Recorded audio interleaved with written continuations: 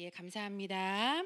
예, 저는요, 이번에 9강하고 10강을 담당하게 강의를 하게 될 유근영 선교사입니다. 저 처음 보시는 분들 계시죠? 네. 자, 오늘은 9강하고요, 10강의 내용에 대해서 할 건데요.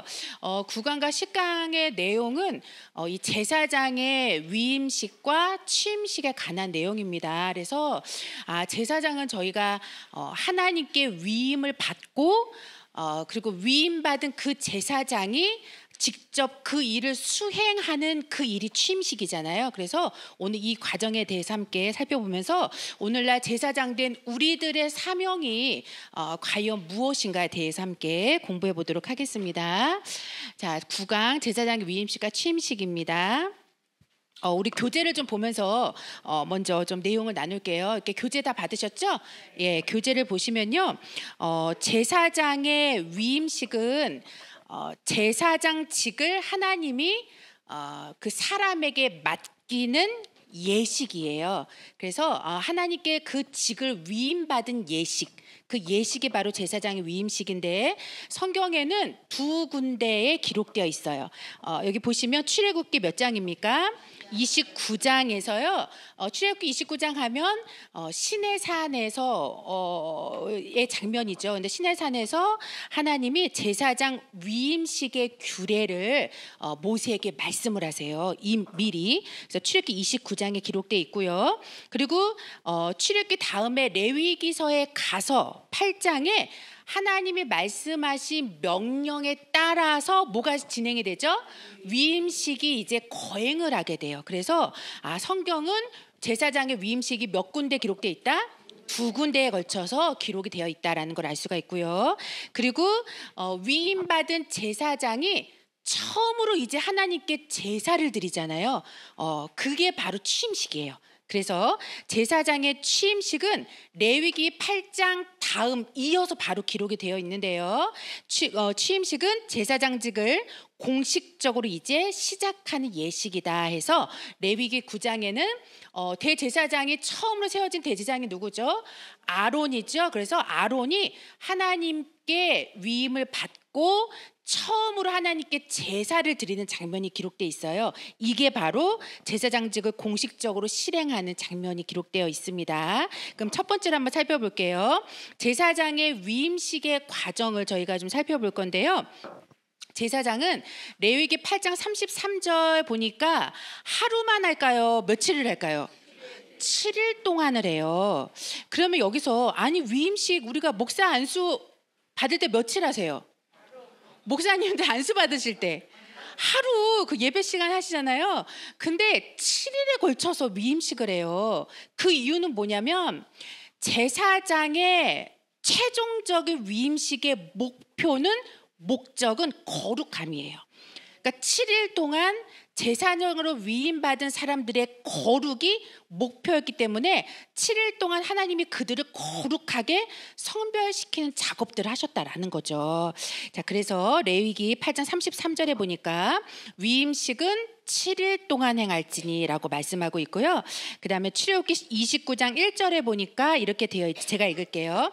너는 그들에게 나를 섬길 제사장 직분을 뭐하고 위임하여, 그 뒤에 구절이 중요해요. 7일 동안 위임식을 하는데 어떻게 할지라 그들로 거룩하게 할 일이 7일 동안 있는 일이다. 이렇게 기록하고 있는 거예요. 제사장의 위임식의 목적은 거룩이구나라는 걸 알 수가 있습니다. 그럼 하나하나 한번 살펴볼까요? 자, 첫 번째 보시면 위임식의 과정은요. 첫 번째로 위임식의 제물을 준비하죠. 그래서 이게 여기 책에 오늘 12권상 책 다 사셨을 거예요. 보셨을 것이고 책에 보시면요. 이렇게 모세에게 위임식의 제물을 다 가지고 나오는 장면이 이제 기록이 되어 있습니다. 제사를 드릴 제물을 이제 준비를 하는 과정이죠. 자, 그리고 나서 두 번째는 아론과 그 아들들을 무엇으로 어떻게 할까요? 물로 이렇게 다 씻기는 거예요. 다 물로 씻깁니다. 씻기는 장면이 기록되어 있고요. 그리고 세 번째 할 일은 깨끗하게 씻긴 그들에게 무엇을 입힐까요? 거룩한, 그렇죠, 예복을 다 입히는 거예요. 이렇게 거룩한 예복을 자, 입히게 됩니다. 그리고 나서 아론의 머리에 관유를 이렇게 모세가 부어요. 아론의 머리에 관유를 붓습니다. 그런데 출애굽기 29장 7절에 보시면요, 관유를 그냥 조금 붓는 게 아니라 어떻게 부를까요? 흘러내릴 정도의 엄청 많은 기름으로 이렇게 아론에게 관유를 붓습니다. 그러니까 목사님들은 다 기억하실 거예요. 이 장면 보시면 뭐가 생각나세요? 안수 받으셨을 때 그 성령의 기름이 착 그 순간에 하나님의 영광이 임재할 때 그 장면. 그러니까 이 아론이 얼마나 이 순간에, 그렇죠? 그 하나님의 영광의 임재를 체험했을까? 그게 느껴지는 거죠. 자, 그리고 나서 이제 안수를 하게 돼요. 이제 드디어 이제 거룩할 관유를 붓고 이제 안수를 하는데요. 여기 보시면 그리고 제사장의 위임식, 제사 관유를 부은 다음에 하나 빠졌는데, 다섯 번째가 위임식의 제사를 이제 드립니다. 위임식의 제사를 드리는데, 교재 보세요. 순서가 있어요. 위임식의 하나님께 제사를 드리는데, 그 제사는 그러니까 거룩하게 다 준비된 자가 이제 제사를 드리죠. 순서는 어떻게 진행이 될까요? 속죄제, 번제, 화목제, 이 순서대로 반드시 지켜야 돼요. 왜일까요? 먼저 죄를 속함을 받고, 그렇죠? 그 자가 하나님 앞에 완전 태워지는 제물이 되는 거죠. 그리고 나서 결국 그 제물이 뭐가 되는 거예요? 하나님과 사람 사이에 화목을 이루죠. 그래서 이 제사의 방식, 이 순서가요, 속죄제, 번제, 화목제로 드려라. 그래서 이 모든 과정이요, 우리 12권 상 책에 보시면 너무너무 자세하게 기록되어 있어요. 그러니까 요걸 한번 잘 보시고 참고하시면 되겠고요. 그런데 여기에서 이 제사에서 조금 이 세 가지의 제사에서 다른 점들이 있어요. 그거를 제가 여기다 써놨는데요. 핵심적인 두 가지가 좀 다르다. 그게 무엇이냐면, 자, 안수하는 장면이죠. 안수. 이제 드디어 이제 안수를 하죠. 제물의 안수를 하는데요. 먼저 속죄제 한번 보세요. 그 교재를 한번 보세요. 제사에 따른 안수의 차이점. 속죄제는요, 사마크라고 해서 이게 무슨 뜻이냐면, 사람이 체중을 다 실어가지고 있는 힘껏 뭐 하는 거예요? 재물을 누르는 거예요. 이렇게 사마크라는 단어가 있는 힘껏 누른다라는 뜻이에요. 있는 힘껏 누른다. 그런데 사마크의 3인칭 무슨 형수를 썼을까요? 단수형을 썼어요. 단수 플러스, 중요한 거예요. 단수 플러스 더하기 야드. 야드는 무슨 뜻이냐면 손. 그렇죠. 손이란 뜻이에요. 손.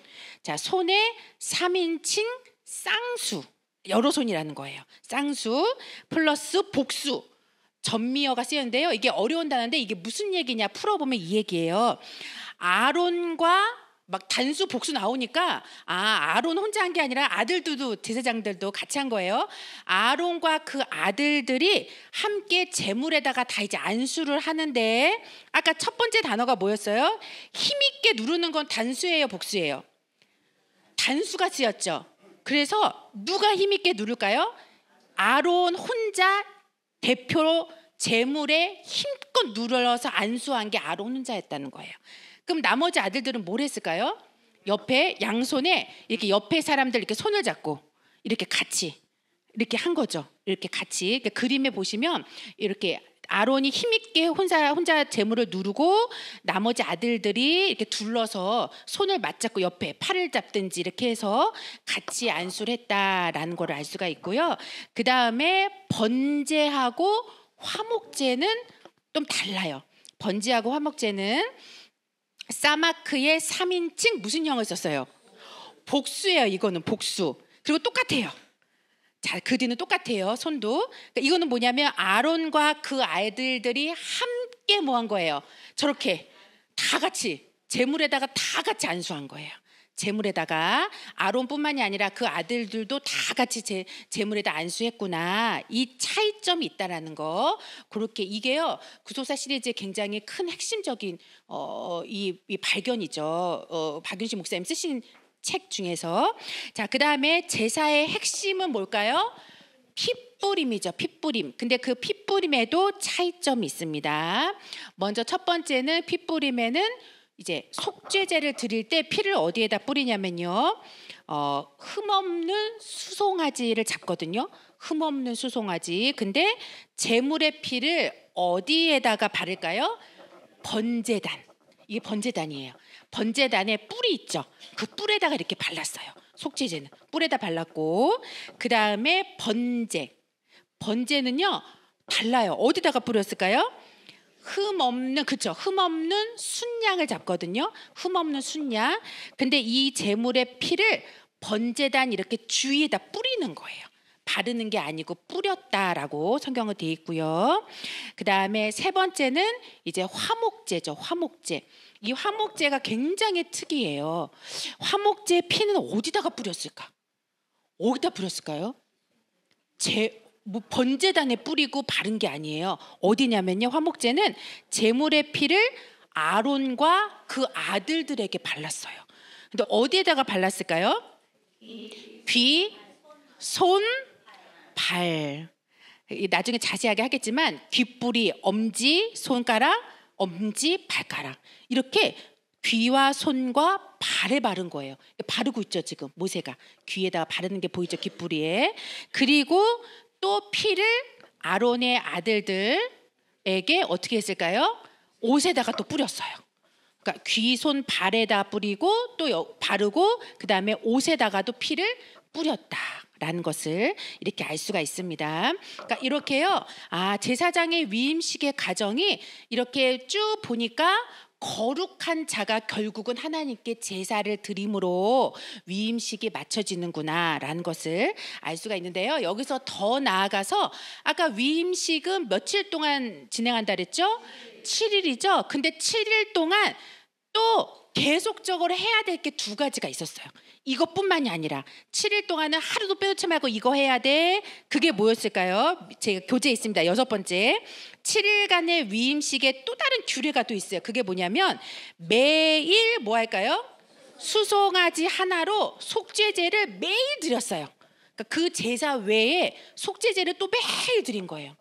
그러니까 얼만큼 거룩에 하나님이 집중하고 있느냐. 이게 보이는 거죠. 제사장이 이만큼 거룩해야 되는 것이구나. 매일 속죄제를 드릴 정도로. 그리고 또 하나가 뭘까요? 매일 상번제를 또 드렸어요. 번제를. 그럼 어떻게 아침에 뭐 했어요? 어린 양 2마리를 아침에 하나, 저녁에 하나. 이거를요 7일 동안 매일 상번제 드려라. 근데 위임식 후에도 계속해라 이렇게 말씀하신 거예요. 그러니까 어느 정도로 그렇죠? 이 거룩함을 집중하고 계시는가를 보게 되는데요. 이러한 모든 과정이 제사장 위임식의 과정이에요. 근데 제사장 위임식의 과정을 다 거친 다음에 이제는 위임받은 제사장이 뭘 할까요? 이제 취임을 하죠. 취임식. 그래서 두 번째는 제사장 취임식의 과정을 한번 보도록 하겠습니다. 자, 위임식 다음 날 바로 취임을 하게 되죠. 자, 그래서 위임식 다음 날이면 며칠째일까요? 8일째예요. 이거 잘 기억하세요. 위임식 다음 날은 7일 동안 위임식했으니까 다음 날은 8일째구나. 근데 그 8일째에 이제 아론이 뭘 드릴까요? 그러니까 목사님들이요 처음 이제 위임 받으셔서 처음으로 예배를 뭐 하시는 거예요? 집도 그쵸 드리시는 거예요. 예배를 이렇게 주도해서 예배를 드리는 날. 그래서 아론이 첫 제사로 제사장에 공식적으로 시작을 합니다. 마찬가지로 작은 첫 번째로 취임식의 제물을 어떻게 했을까요?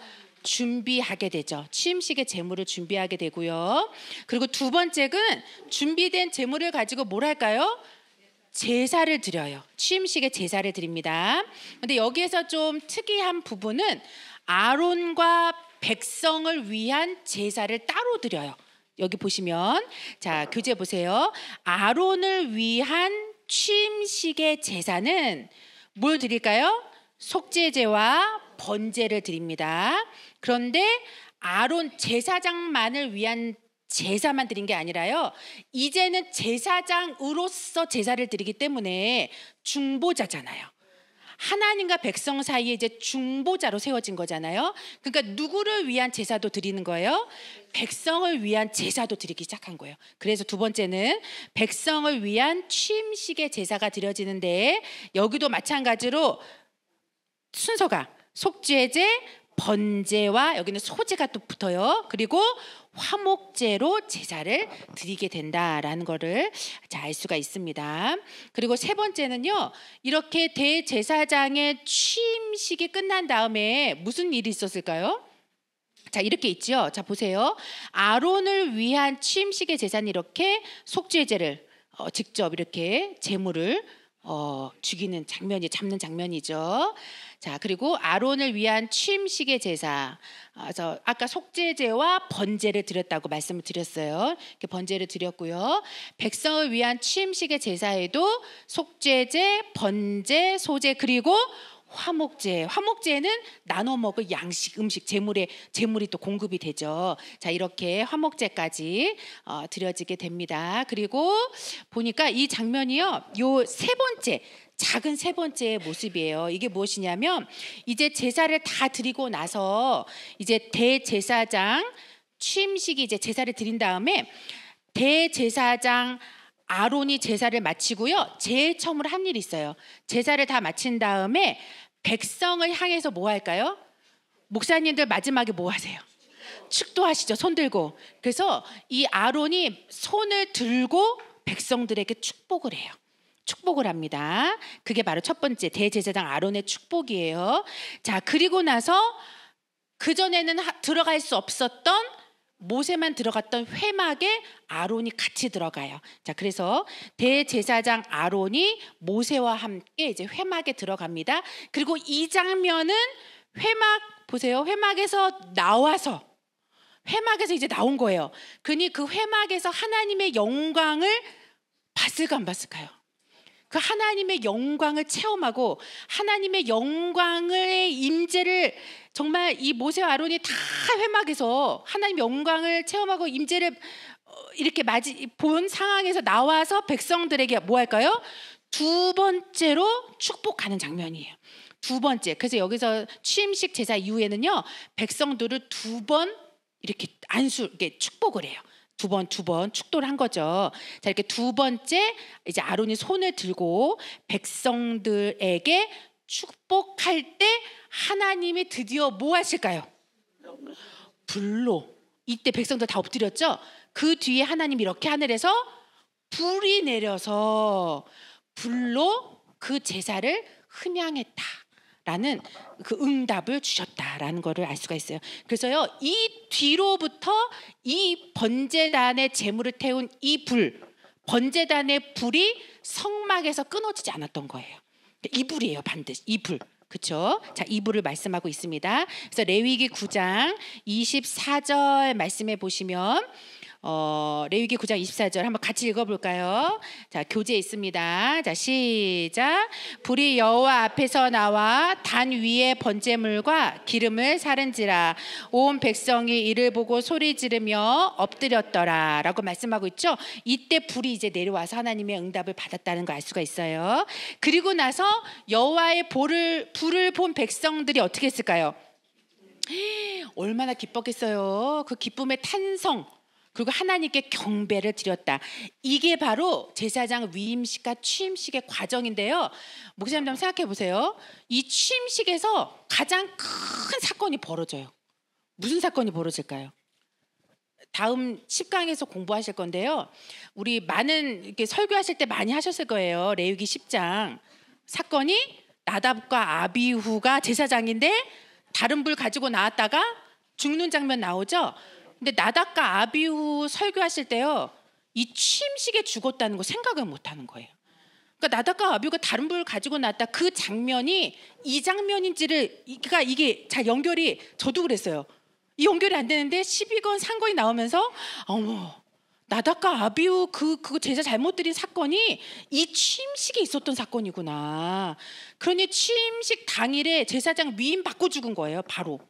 근데 얼마나 무서운 사건이에요. 그렇죠? 자, 그래서 요 장면 이제 다음 시간에 살펴볼 거고요. 그래서 마지막 세 번째 한번 보겠습니다. 세 번째로 그러면 이 제사장의 위임식과 취임식이 과연 우리랑 무슨 상관이냐? 옛날에 과거에 제사장 위임했고 취임했던 사건이 무슨 관계가 있느냐라는 거예요. 이거는요. 자, 하나예요. 뭐냐면 인간 대제사장은 완전할까요? 불완전할까요? 불완전하죠. 그리고 죄를 완전히 속할 수 있을까 없을까요? 속할 수가 없어요. 그래서 매년 대속죄일의 규례를 반복해서 행해서 죄를 씻어내야 되는 인간의 한계성을 가진 게 누구예요? 인간 대제사장이라는 거죠. 그런데 자, 대제사장이 죽으면 또 다음 대제사장이 또 위임식하고 또 취임식하고, 그러면 그 대제사장이 죽으면 또 다음 대제사장이 또 위임식하고 또 취임식하고, 이게 반복되는 게 인간의 불안정한 대제사장의 위임식과 취임식이라는 거예요. 그런데 이것을 완전하게 단번에 반복이 없이 완전하게 속죄를 이루신 성취하신 제사장의 위임식과 취임식이 있을까 없을까요? 있어요. 그게 누구세요? 예수님이죠. 그래서 작은 첫 번째로 예수 그리스도의 제사장 위임식과 취임식을 보겠습니다. 그래서 이렇게 많이들 얘기하시죠. 아니, 예수님이 제사장이 언제 위임식을 했어? 그렇죠? 성경에서 저 찾아봤어요. 아니, 위임식을 언제 한 거야? 물로 씻기고 이거 하셨나? 위임식을 언제 하셨지? 그리고 취임은 또 언제 하신 거야? 근데 분명히 예수님이 대제사장으로 하나님이 칭했다고 돼 있거든요. 뭐 언제 하신 걸까를 우리가 찾아봐야 되는 게 우리의 목표잖아요. 자, 그럼 보시면 히브리서 7장 11절 말씀 보세요. 자, 이거 같이 읽겠습니다. 히브리서 7장 11절 말씀. 자, 시작. 레위 계통의 제사 직분으로 말미암아 온전함을 얻을 수 있었으면 백성이 그 아래서 율법을 받았으니 어찌하여 아론의 반차를 쫓지 않고 멜기세덱의 반차를 쫓는 별다른 한 제사장을 세울 필요가 있느뇨? 그랬죠? 자, 레위 계통 아론의 반차를 쫓지 않는 누구예요? 멜기세덱, 영원한 대제사장 멜기세덱의 반차를 쫓는 별다른 제사장이 누구다? 예수 그리스도다라는 거. 그래서 히브리서 7장 16절에서 17절까지 말씀해 보시니까요. 그래서 이렇게 돼 있습니다. 육체에 상관된 이 계명, 그 법을 좇지 않고 무궁한 생명의 능력을 쫓아 영원한 멜기세덱의 반차를 쫓는 제사장이 되셨다라고 이렇게 말씀하고 있죠. 그러면 예수님이 언제 위임식과 취임식을 하셨는가, 그거를 저희가요 이렇게 이해하기 위해서는 이 도표를 조금 이해를 하셔야 돼요. 자, 보시면요. 자, 보세요. 자, 여기 보시면요. 이거는 예수님 당시의 주후, 그쵸? 주후 29년에 해당되는 날짜인데요. 자, 니산이 1월이란 뜻이죠. 1월이 니산이고요. 1월이 니산. 그리고 그냥 흰색으로 할게요. 보이시겠죠? 예, 니산이 1월이고요. 1월 달이고요. 근데 여기서 조금 이제 의아하신 게 뭐냐면 6월절이 며칠일까요? 6월절. 14일이 6월절이잖아요. 그렇죠? 자, 이 날이 이제 6월절이에요. 14일이. 자, 6월절인데 그런데 주후 29년의 6월절은 14일이 아니에요. 언제일까요? 13일이었어요. 13일. 아니, 그러면 절기가 바뀌냐? 절기가 어떻게 바뀌지? 생각하실 때요. 하나 생각하신 게 뭐냐면 그 당시 주 29년에 1월 14일은 6월절 절기하고 안식일이 겹치는 해였어요. 안식일하고 6월절이 겹쳐요. 그러면 안식일 토요일 날을 바꿀 수는 없잖아요. 어떻게 요일을 바꿔요? 바꿀 수는 없죠. 그래서 이날, 그래서 토요일 14일을 안식일로 두고요. 그리고 나서 이러한 날을 성경은 뭐라고 표현하냐면요. 절기와 안식일이 겹치는 날은 그냥 안식일이라고 표현하지 않고 큰 날 안식일 이렇게 돼 있어요. 그래서 주 29년의 이 안식일은 큰 날, 이거 표시 안 할게요. 이거 흰 거 하니까 지워지는 것 같아. 큰 날 안식일이라고 표현이 되어 있어요. 자, 그러면 14일이 안식일이고, 그러면 절기, 6월절 절기는 14일이지만 어떻게 했을까요? 하루 당겨서 13일 날로 6월절을 지킨 거예요. 절기는 이렇게 당길 수가 있으니까. 그래서 13일이 그날이 몇 요일이었냐면 금요일이에요. 그래서 예수님이 언제 십자가에 돌아가셨어요? 금요일 날 돌아가셨죠. 금요일 날. 그러니까 13일 금요일이 6월절이었구나 라는 것을 알 수가 있습니다. 그래서 저희가요 이렇게 겹치는 날을 우리가 생각해 보세요. 아까 겹칠 때, 안식일이 겹칠 때 그 겹치는 안식일은 뭐라고 표현되어 있다? 큰 날, 절기랑 같이 겹쳐 있으니까 큰 날인 안식일. 그리고 6월절 절기가 당겨졌잖아요. 그래서 6월절이라고 하지 않고 뭐라고 한 걸까요? 6월절 예비일이라는 단어를 써요. 6월절 예비일. 이 단어를 성경은 쓰고 있습니다. 6월절 예비일. 자, 보세요. 여기 6월절 예비일. 그래서요, 여기 성경 구절을 쭉 보시면요, 여기 마태복음 26장이나 이렇게 쭉 보시면 6월절의 예비일에 이런 단어가 많이 나와요. 이거는 6월절이 14일이지만 당겼기 때문에 6월절의 예비일. 그래서 하나만 적어 놓으세요. 이 예비일이란 뜻이 헬라어로 무슨 뜻이냐면 파라스 큐에. 그래서 파라스 큐에. 요 단어예요. 파라스 큐에. 이게 바로 예비일이란 뜻이거든요. 예비일이 헬라어로 파라스 큐엔데요. 이 단어가 무슨 단어냐면 뜻은 적어 놓으시면 좋을 것 같아요. 2배를 준비하는 날. 그래서 2배를 준비하는 날. 이거 한번 뭐가 생각나세요? 2배를 만나 생각나죠? 만나 거둘 때 몇 요일 날 2배를 거뒀어요? 안식일, 그렇죠. 그렇죠. 금요일 날 2배를 거뒀잖아요. 토요일 날은 안식일이니까 만나가 안 내렸기 때문에.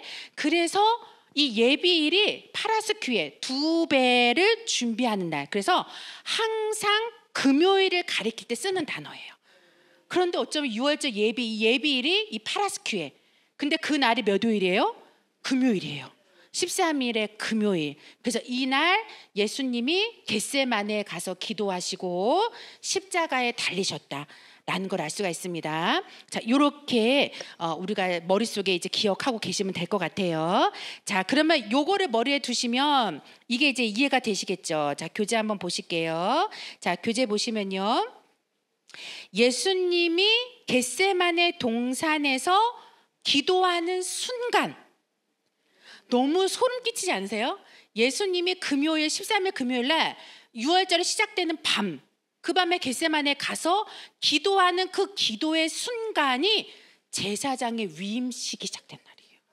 그러니까 제사장의 위임식이 순간이었다는 거죠.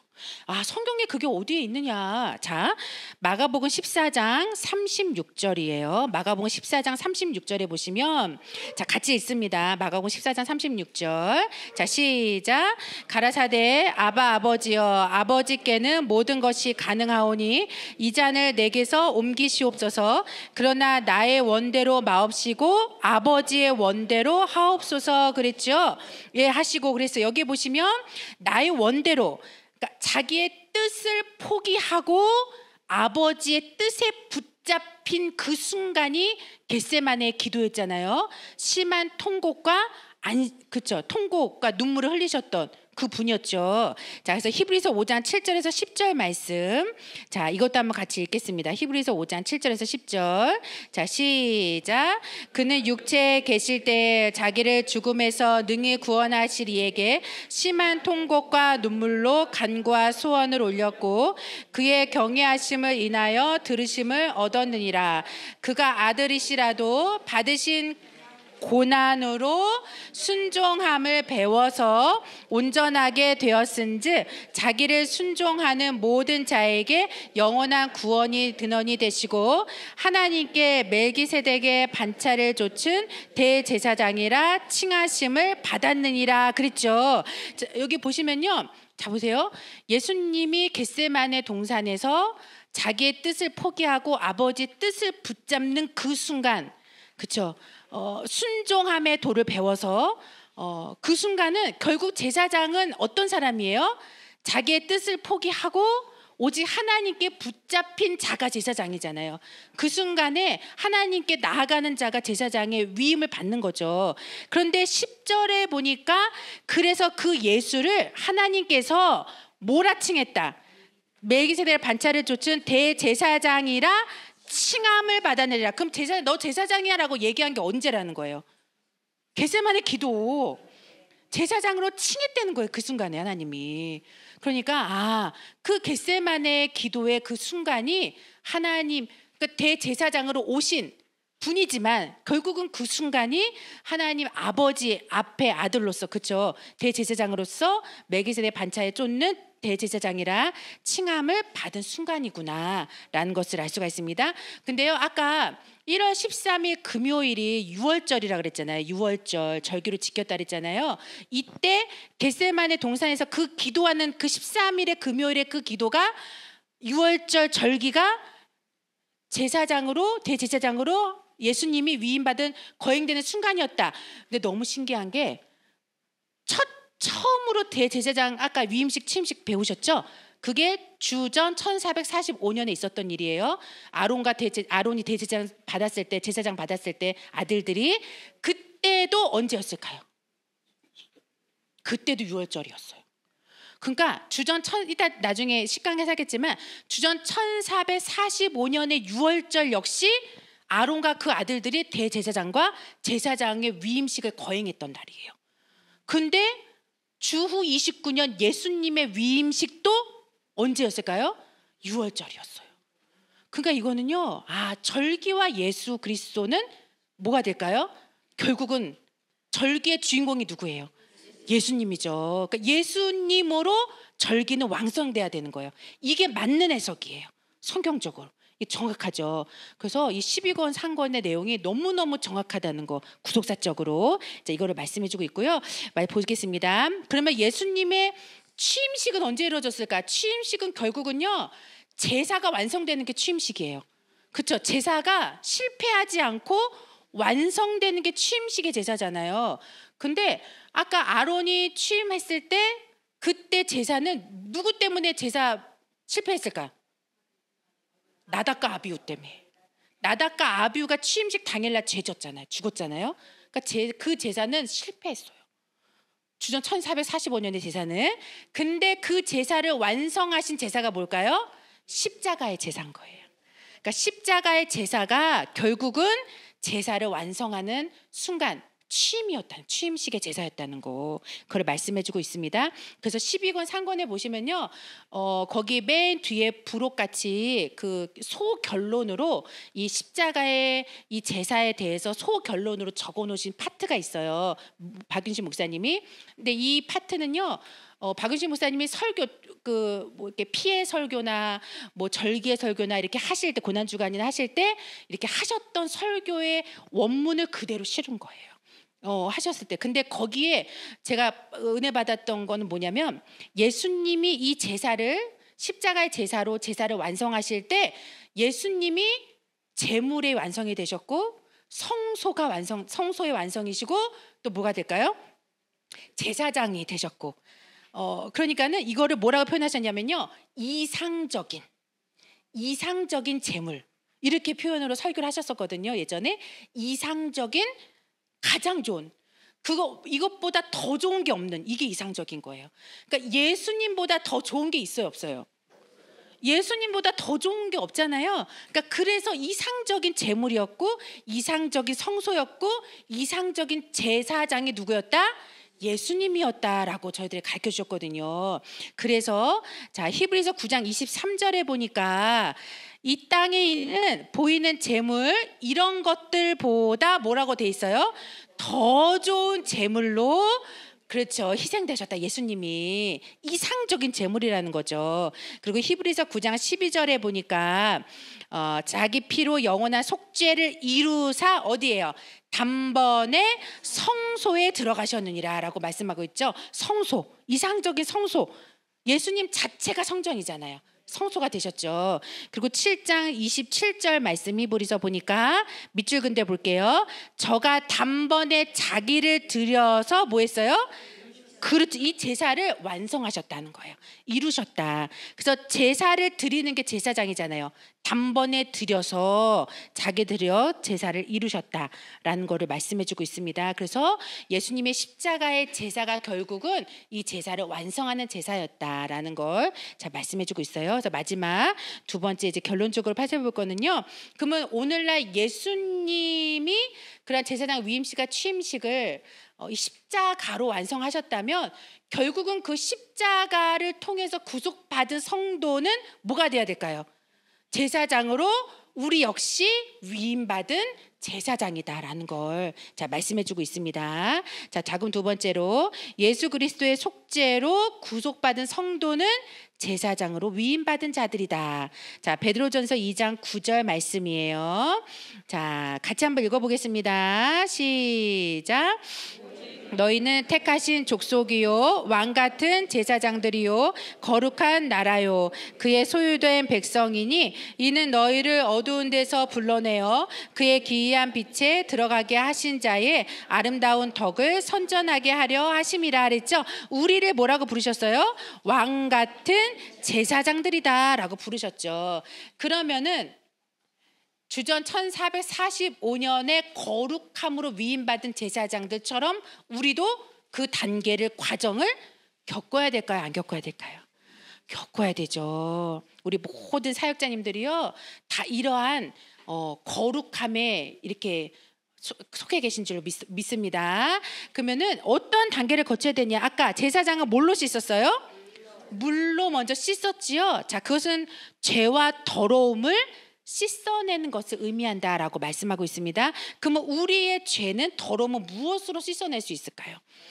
말씀이죠. 그래서 에베소서 5장 26절에 보시면 물로 씻어 무엇으로? 말씀으로 깨끗하게 하사 그랬죠. 시편 119편 9절 말씀에도 그 행실을 깨끗게 하리까 주의 말씀을 따라서 삼갈 것이니다 그랬죠. 왜 그럴까요? 왜 하나님의 말씀이 우리의 더러움을 씻어낼까요? 그렇죠. 그렇죠. 왜냐? 베드로전서 1장 23절이에요. 말씀은 변하지 않기 때문이에요. 항상 있는 말씀이기 때문에 영원한 말씀이기 때문에 우리를 뭐하게 하신다? 거듭나게 하신다. 항상 있는 말씀으로 변하지 않는 말씀이기 때문에 썩지 않는 말씀이기 때문에 그 말씀이 우리로 하여금 거듭나게 한다라고 말씀하고 있죠. 그래서 히브리서 10장 22절 말씀에도 그래서 하나님의 그 말씀이 우리 안에 뿌려지면 무엇을 깨달아요? 우리 양심은 우리 편이 아니잖아요. 그렇죠? 근데 하나님의 말씀이 뿌려질 때 그 양심이 말씀으로 하여금 뭐 할까요? 악을 깨닫게 한다라고 말씀하고 있죠. 그래서 믿음으로 하나님께 나아갈 수 있고요. 이사야 1장 16절 말씀 제가 많이 적어놨어요. 목사님들 그 설교하실 때 참고해서 이거 이렇게 하시면 될 것 같아서. 그래서 이사야 1장 16절 말씀에도 밑줄 근대 볼까요? 너희 악업을 버리며 악행을 그치고라고 되어 있죠. 하나님의 말씀으로 이렇게 우리가 거듭나고 변화될 수 있다라는 걸 말씀하고 있습니다. 두 번째는 제사장의 예복을 입었어요. 물로 씻은 다음에. 그래서 우리에게 뭘 알려줄까요? 예수 그리스도의 옷으로 입고 새 사람을 입어야 할 것을 말씀하고 있죠. 근데 여기에요. 자, 신기한 단어가 있어요. 창세기 3장 21절에 보시면 처음으로 첫사람 아담 그쵸? 하와가 죄짓고 선악과 먹고 타락했잖아요. 그때 하나님이 그 아담과 아내를 위하여 무엇을 지어 입혀주셨죠? 가죽옷을 지어 입혀주셨어요. 가죽옷을. 근데 여기 옷이라는 단어가 히브리어로 케토네트라고 해서요. 이렇게 긴 옷이에요. 그러니까 제사장들이 입는 긴 속옷, 하얀 속옷 있죠. 그것을 케토네트라고 하는데 이것은 짐승의 희생으로 얻어지는 가죽이잖아요. 그렇죠? 자, 그런데 여기에 이 옷, 이 케토네트라는 단어가 제사장의 속옷을 가리키고 있어요. 그러니까 너무 신기한 게 에덴 동산 안에서 아담과 하와는 뭐였다는 거예요? 제사장이었다는 거예요. 제사장. 그렇죠. 그러니까 이 사역을 감당해야 할 사람들이 아담과 하와다라는 것을 말씀해주고 있는데요. 여기 입히시니라, 가죽옷을 지어 입히시니라, 이 단어는 히브리어로 라바쉬라고 해서요, 제사장의 예복을 아까 입을 때, 차기식을 할 때 동일하게 사용됐어요. 그러니까 이것은 무엇을 상징하냐면 신분의 변화를 상징하죠. 옷을 입음으로 제사장의 신분으로 바뀌는 거잖아요. 그러니까 이렇게 우리 각자도, 그래서 성도는 무엇의 옷으로, 타락한 존재이지만 우리는 예수 그리스도로 옷 입고, 그렇죠. 그러니까 아담이 입었던 가죽옷은 예수 그리스도를 상징하잖아요. 희생 제물로 입혀진 옷. 우리도 예수 그리스도로 옷 입고, 그렇게 돼 있죠. 로마서 13장 14절에 육신의 일을 도모하지 말고, 그리고 에베소서 4장 22절 24절 말씀, 자, 같이 읽겠습니다. 우리가 예수로 옷을 입으면 어떻게 될까요? 이 말씀이에요. 자, 읽겠습니다. 시작. 너희는 유혹의 욕심을 따라 썩어져가는 구습을 좇는 옛사람을 벗어버리고 오직 심령으로 새롭게 되어 하나님을 따라 의와 진리의 거룩함으로 지으심을 받은 새 사람을 입으라 그랬죠. 옛사람을 벗고, 그렇죠? 무엇을 입어요? 새 사람으로 입혀지는 게 예수님의 옷으로 입혀지는 거예요. 그렇죠? 이 옷으로 입혀져야 된다라고 자 말씀하고 있습니다. 세 번째는 관유를 부었죠, 아론에게. 자, 이것은 우리에게 오늘날 성령의 충만함을 받아야 한다라는 것을 말씀하고 있어요.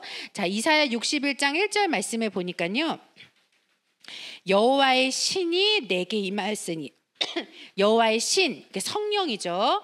영이 내게 임하셨으니 이는 여호와께서 내게 무엇을 부르사? 기름을 부으사. 그러니까 기름은 뭘 상징해요? 성령을 상징하죠. 그래서 에베소서 5장 18절 말씀해 보니까, 근데 중요한 단어가 있어요. 이는 술 취하지 말라. 이는 방탕한 것이니 오직 성령의 충만을 받으라. 이 중요한 단어가 뭘까요? 충만이에요. 아까 아론의 머리에 관유를 부을 때요, 조금 부었어요? 차고 넘치게 부었어요? 차고 넘치도록. 그러니까 우리도 성령을 충만히 받아야 그 성령으로 충만한 사람이 되는 거죠. 성령의 인도하시는 대로 움직일 수 있는 사람이 되는 거예요. 자, 요한일서 2장 27절 말씀해 보시면 이런 말씀이 있습니다. 주께 받은 바 기름 부음이 너희 안에 거하나니 아무도 너희를 가르칠 필요가 없고 오직 그의 기름 부음이 모든 것을 너희에게 가르치며 또 참되고 거짓이 없으니 너희를 가르치신 그대로 주 안에 거하라 그랬죠. 이렇게 성령의 기름 부음이 우리 안에 있으면 뭐가 된대요? 하나님이 너희를 가르칠 필요가 없어. 이 얘기는 무슨 얘기예요? 그러면 나 가르침 받을 필요 없어. 여기 올 필요도 없네. 아카데미 뭐하러 와. 나 성령 충만한 기도 열심히 하고 성령 충만히 받았어. 이게 아니죠. 가르칠 필요가 없다는 것은 뭘까요? 성령이 우리 안에 거하기 때문에 그 성령이 참된 곳으로, 거짓이 없는 곳으로 뭐 한다는 거예요? 우리를 그 곳으로 그대로 뭐 한다는 거예요? 거할 수 있도록 인도하시기 때문에 이렇고 저렇고, 그렇죠? 그게 아니라는 거죠. 이 말씀하고 있습니다. 성령이 우리 안에서 가르침이 된다는 거예요. 그렇죠? 사도행전 10장 44절 말씀. 그럼 성령은 어떻게 받을까요? 언제 받을 수 있을까요? 기도할 때 받고, 그 다음에 성령이 말씀 듣는 모든 사람에게 내려오시니. 그래서 말씀과 기도를 통해서 성령을 받을 수 있는 거예요. 그래서 우리가 말씀 이렇게 아카데미 오셔서 말씀 들으시는 것도 오늘 무엇을 받으시는 거예요? 성령의 관유를 부으심 받는 거예요. 받으시는 거고, 그리고 기도할 때도 성령을 받고, 그래서 그 성령이 가르치심으로 우리가 살아갈 수 있다라는 걸 자 말씀하겠습니다. 마지막으로요. 아까 제가 좀 특이하다 그랬죠? 어디다가 발랐죠? 아까 화목제 보니까요. 귀, 손, 발에 제물의 피를 발랐어요. 자, 이것은요. 제사장은 성도는 세상과 구별된, 그렇죠, 성별된 삶을 살아야 할 것을 말씀하고 있습니다. 자, 레위기 8장 23절에서 24절까지 말씀해 보시면요. 모세가 그 피를 취하여 아론의 오른 귓불이, 오른손 엄지가락, 오른발 엄지가락에 바르고 그랬어요. 근데 여기에요, 귓불이하고 엄지는 뭘 나타내냐면 귀와 손과 발의 대표를 나타내는 거예요. 대표.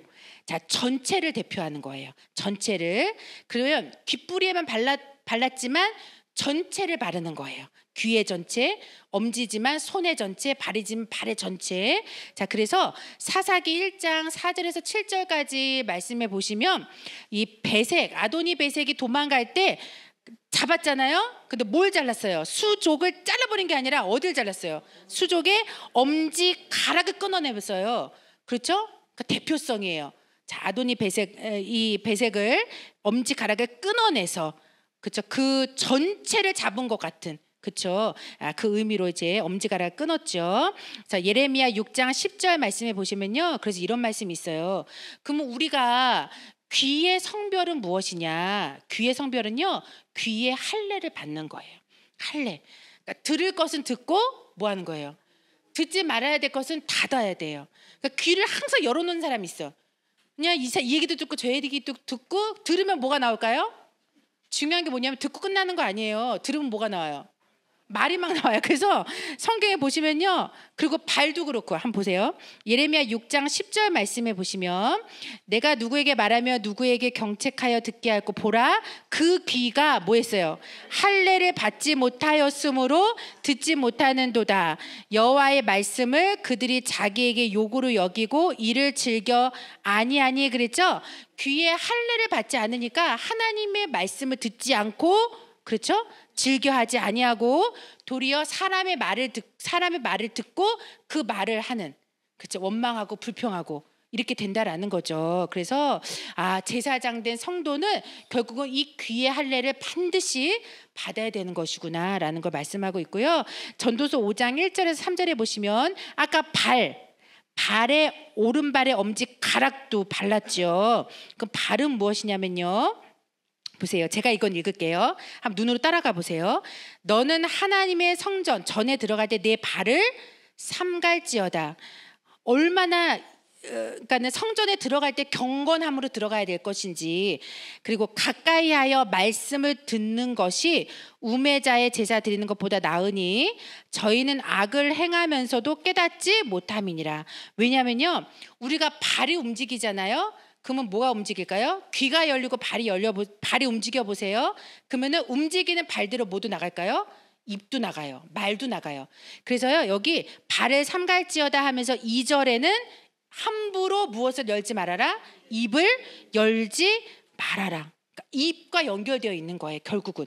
자, 그래서 2절에 하나님 앞에서 함부로 입을 열지 말고, 그러니까 성전에서는 함부로 사람의 입을 열면 안 돼요. 그리고 급한 마음으로 말을 먼저 내지 말고, 그렇죠? 왜냐? 하나님은 하늘에 계시고 너희는 땅에 있는 존재다. 그런즉 마땅히 뭘 하라? 말을 적게 하라. 말을 적게 하라. 일이 많으면 꿈이 생기고 말이 많으면 뭐가 된대요? 우매자의 소리가 나타난다. 이게 결국은 발을 삼가지 않는 거예요. 그러니까 우리가 무슨 발을 뭐 삼간다? 결국은요, 우리의 이 모든 행위를 삼가는 것이 무엇이다? 발을 삼가는 것, 경건함을 유지하는 것이다라는 걸 말씀해주고 있습니다. 그리고 이사야 33장 15절에서 16절, 아까 손도 엄지 가락에다가 발랐지요. 자, 이사야서 33장에 보시면 그 시대가 굉장히 타락한 시대인데 뭐라고 말씀하고 있냐면요. 자, 여기 같이 읽어볼까요? 요거는요. 같이 읽겠습니다. 자, 시작. 오직 의롭게 행하는 자, 정직히 말하는 자, 토색한 재물을 가증히 여기는 자, 손을 흔들어 뇌물을 받지 아니하는 자, 귀를 막아 피 흘리려는 꾀를 듣지 아니하는 자, 눈을 감아 악을 보지 아니하는 자, 그는 높은 곳에 거하리니 견고한 바위가 그 보장이 되며 그 양식은 공급되고 그 물은 끊어지지 아니하리라 하셨느니라 그랬죠. 여기 다 들어있어요. 손으로 뭘 받지 말래요? 뇌물. 그러니까 손이 돈을 향하지 말라는 거예요. 그 돈으로 향하지 말고, 아유 그럼 우리 먹고 살아야 되는데 어떻게 해요? 맨 끝에 16절에 있잖아요. 귀를 막아서 그 나쁜 말 듣지 않고 눈을 감아서 악을 보지 않고 이러한 자는 어떻게 하신대요? 하나님이 정직하게 살면 뭐 한대요? 높은 곳에 있게 하고 견고한 바위. 우리에게 견고한 바위는 누구예요? 예수님밖에 없잖아요. 그럼 예수님이 견고한 바위가 돼서 우리의 삶의 보장이 되신다는 거예요. 그리고 너 물질이 부족하구나. 하지만 하나님 어떻게 하신다? 양식을 공급하고 물을 끊어지지 않게 하겠다. 그러니 의롭게 살아. 정직하게 살아. 손으로 이게 하지 말라는 거예요. 그럼 하나님이 다 책임진다는 거예요. 이 말씀을 하고 있죠. 이게 바로 제사장의 손의 경건함이에요. 그렇죠? 그래서 이사야 56장 2절에도 이런 말씀이 있습니다. 그 손을 금하여 모든 악을 행치 아니하여야 하나니. 저는 이거 읽고요. 이 뒤에 구절 너무너무 은혜스럽더라고요. 보면 이같이 행하는 사람, 이같이 굳게 그것을 잡는 자의 인생은 뭐가 있다? 복이 있다.